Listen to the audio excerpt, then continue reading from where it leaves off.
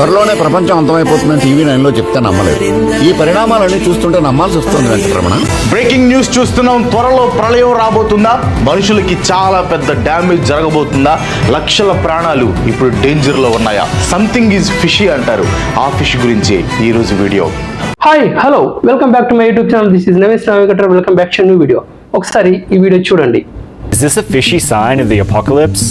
Over 150 whales are found stranded on a beach in Australia. ఆస్ట్రేలియాలో 150కి పైగా Wales killer fishes సముద్రం నుండి ఒడ్డు బయటికి వచ్చి చచ్చిపడి ఉన్నాయి. అలాగే ఈ వీడియో చూడండి. You must have seen the videos of a deep sea angler fish going viral on social media that you see right behind me. At a first glance, the black sea devil angler fish might seem like a creature born of nightmares. ఎక్కడో సముద్రంలో 2000 అడుగుల లోతులో ఉంటూ అసలు surface కి రాని angler fish ఇప్పుడు సముద్రం పైకి వచ్చింది. ఇప్పుడు ప్రపంచం మొత్తానికి భయపెడుతున్న ఈ వీడియో చూడండి.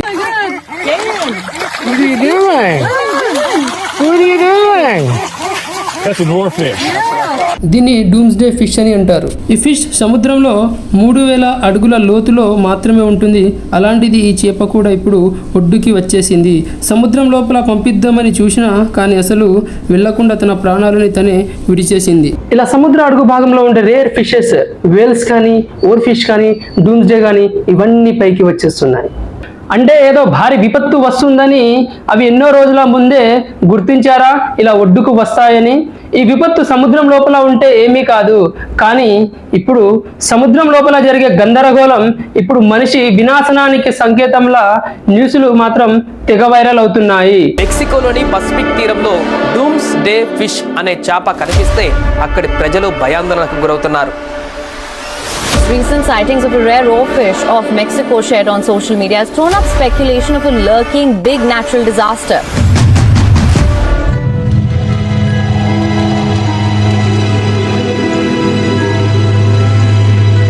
ఈ ఫిష్ ఏ దేశంలో అయితే కనిపిస్తుందో ఆ దేశం ఖచ్చితంగా ప్రళయానికి రెడీగా ఉండాలి.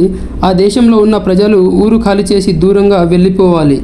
ఎంతో మంది మీడియా వాళ్ళు జపాన్ వాళ్ళకి ఈ ఓర్ ఫిష్ గురించి అడగడం జరిగింది. వాళ్ళు అలా అనడానికి కారణం ఏంటంటే 2011లో జపాన్లో ఒక భారీ సునామీ రావడం జరిగింది. దానికి ఓర్ ఫిష్ కారణమై ఉండటం వల్ల అసలు ఓర్ ఫిష్ కి మరియు జపాన్లో సునామీ రావడానికి కారణం ఏంటో మనము ఈ వీడియోలో తెలుసుకుందాం. ఏంటి అసలు ఓర్ ఫిష్ దేవుడికి మెసెంజర్ అవ్వడం ఏంటి?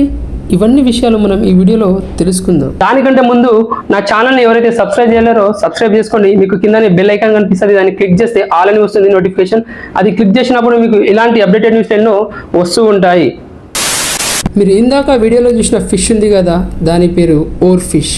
దానికి ఇంకో పేరుంది, అదే doomsday fish. Doomsday fish అంటే ప్రళయకలపు రోజు అని అర్థం. అలాంటి డూమ్స్ డే ఫిష్ మెక్సికోలోని ప్లాయా ఎల్ క్యుమాడో అనే బీచ్లో ఫిబ్రవరి 9న కనిపించింది. జనరల్గా ఈ ఫిష్ అనేవి ఎక్కడో సముద్రంలో 3000 అడుగుల లోతులో ఉంటాయి. ఎవరికి అంతగా కనిపించావు. సముద్రం పైన ఉన్న సర్ఫేస్ లెవెల్కి అస్సలు రావు. ఇవి 26 అడుగుల పొడవు వరకు పెరుగుతాయి.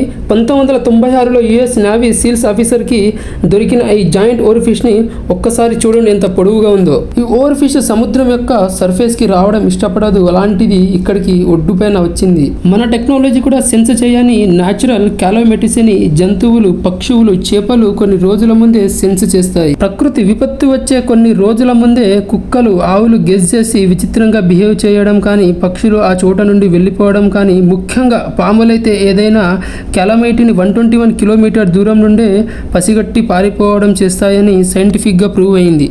సేమ్ అలానే ఈ డూమ్స్ డే ఫిష్ కూడా దీనికి ఎగ్జాంపుల్ 2011లో జపాన్లో వచ్చిన సునామీ. ఆ సునామీ వచ్చే కొన్ని రోజుల ముందు 20 ఓర్ ఫిష్ వరకు ఒడ్డుకి కొట్టుకుని వచ్చాయి. ఆ తర్వాత కొన్ని రోజులకి జపాన్లో సునామీ రావడంతో 1800 మంది చనిపోయారు.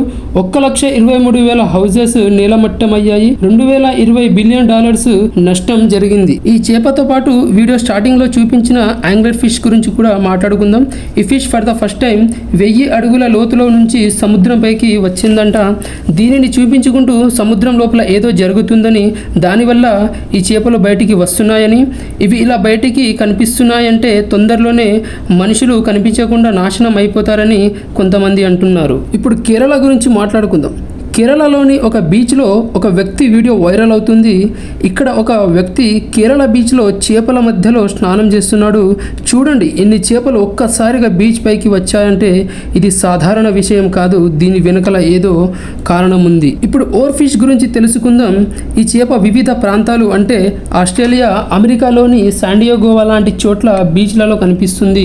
ఒక థియరీ ప్రకారం జీవులు వాతావరణ మార్పుల వల్ల పైకి వస్తాయి. సైన్స్ ఏం చెప్తుందంటే సముద్రం నీరు వేడి ఎక్కుతున్న కొద్దీ ఈ జీవులు చల్లటి నీటి కోసం ఉపరితలం వైపు వస్తాయి. వాతావరణ మార్పు వల్ల నీటి ఉష్ణోగ్రత పెరగడం వల్ల సముద్రం లోతుల్లో ఉండే ఈ జీవులు ఇల్లు అంటే వాటి హ్యాబిట్ నాశనం అవుతుంది. సముద్రం అడుగున జరిగే భూకంపాలు మరియు అగ్నిపర్వతం విస్ఫోటనల వల్ల ఇవి పైకి వస్తుంటాయి. సముద్రం అడుగున ఉన్న భాగాన్ని మనం సీబెడ్ అంటాము. ఇది కదిలినప్పుడు ఇక్కడ ఉండే జీవులు పైకి రావడం మొదలు పెడతాయి. ఫర్ ఎగ్జాంపుల్, జపాన్లో సునామీ మరియు భూకంపాలు రాకముందు ఓర్ఫిష్ అనే చేపలు భారీ సంఖ్యలో ఒడ్డుకి చేరాయి.